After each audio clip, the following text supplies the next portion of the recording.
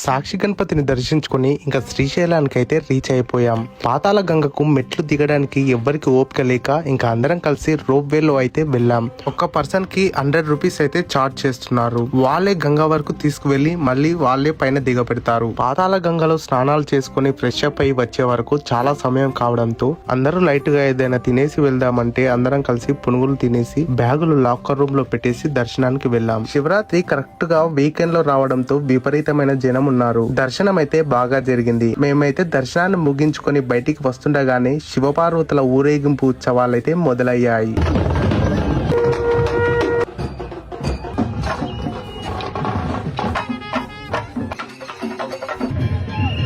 ఉత్సవాలను చూసేసి దీపాలను వెలిగించి మొక్కుకొని ఇంకా హోటల్స్ లో తినేసాం. కానీ పడుకోవడానికి అస్సలు ప్లేస్ లేదు. నైట్ 12 అవుతుంది. మా వాళ్ళు ఎలా ప్లేస్ల కోసం జోకులు వేసుకుంటున్నారో చూడండి. ఫైనల్ గా పడుకోవడానికి ఒక ప్లేస్ అయితే దొరికింది. ఇంకా ఉదయాన్నే లేచి మా ఊరికి రిటర్న్ అయిపోయాం. ఫైనల్ గా అచ్చంపేటకి అయితే రీచ్ అయిపోయాం. ఎవరింటికి వాళ్ళు వెళ్లిపోయారు. మళ్ళీ ఇలా కలిసి వెళ్ళడానికి 1 year వేచి ఉండాలి. అంతా మంచిగా ఉంటే మళ్ళీ వచ్చి కలుస్తాము శివయ్య.